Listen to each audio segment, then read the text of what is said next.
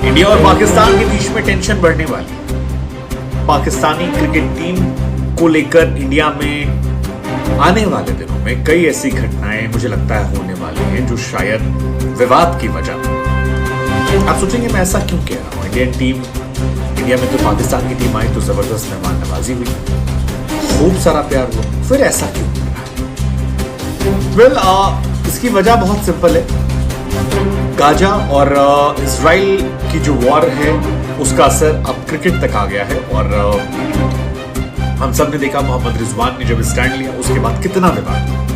मोहम्मद रिजवान को जिताने के लिए इंडिया में कई सारे फैंस ने जय श्री राम के नारे लगाए, एक लॉयर ने अपने खिलाफ केस ठोक दिया।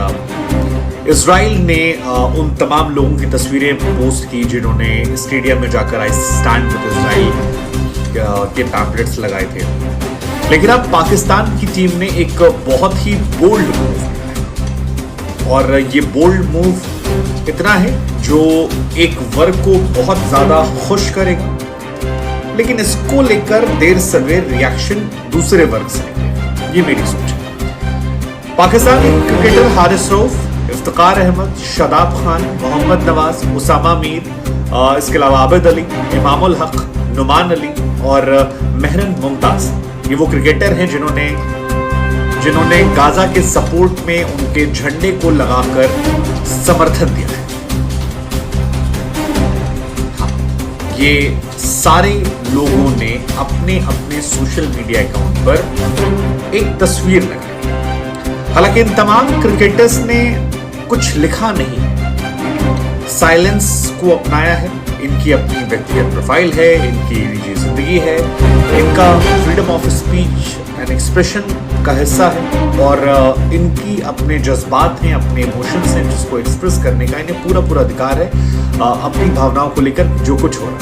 क्योंकि पाकिस्तान ने भी इजराइल और गाजा की लड़ाई में काफी बड़ा स्टैंड लिया और कहा है कि हम वहां जो भी मदद होगी वो पहुंचाएंगे। और पाकिस्तान, रिजवान ने भी इनफैक्ट गाजा में जो हुआ था उसको लेकर पूरे सपोर्ट की बात कही थी। पाकिस्तान ने इधर घोषणा किया है कि गाजा में मानवीय सहायता भेजेगा, हमास और जो हमले जहाँ नुकसान हुआ है वहाँ जो भी पॉसिबल चीज़ें हैं वो करेंगे। ये सारी चीज़ें निकल कर आएंगी, लेकिन इन सब के बीच में मतलब दोनों साइड की अब मुझे लग रहा है धीरे धीरे गंदगी बढ़ती जा रही है। क्योंकि एक तरफ ये चल रहा है, दूसरी तरफ दानिश कनेरिया ने आज एक पोस्ट किया जिसमें दिखाया कि एक तरफ पाकिस्तान जो है वो गाजा को समर्थन करने की बात करा, लेकिन उन्होंने अपनी एक अखबारी कटिंग डाली डॉन की जिसमें लिखा था कि 13 डोमेस्टिक फ्लाइट और 11 इंटरनेशनल फ्लाइट बंद हुई थी।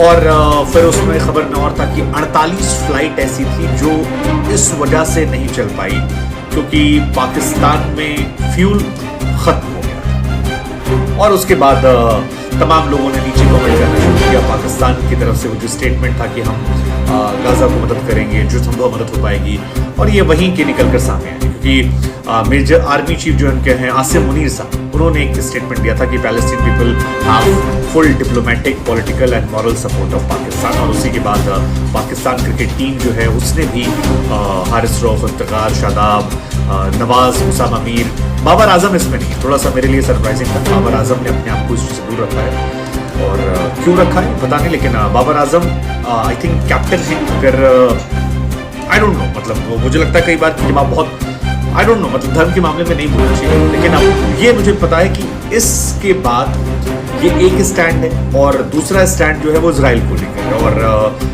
दोनों साइड से जिनकी धार्मिक भावनाएं ज्यादा हैं वो अपने अपने तरीके से एक्सप्रेस करेंगे, जैसे यहाँ पर ये हुआ है। सो अगर आने वाले दिनों में मुझे किसी ग्राउंड में और ज्यादा इजराइल के पोस्टर्स नजर आए या फिर पाकिस्तानी खिलाड़ियों के इर्द गिर्द ऐसी खबरें निकल कर आए, सो मुझे लगता है कि मैं शॉक और धीरे धीरे खटास, धीरे धीरे तीखापन जो है वो हिंदुस्तान पाकिस्तान में मुझे ऐसा लगता है शायद बहुत ज्यादा बढ़ने वाला है।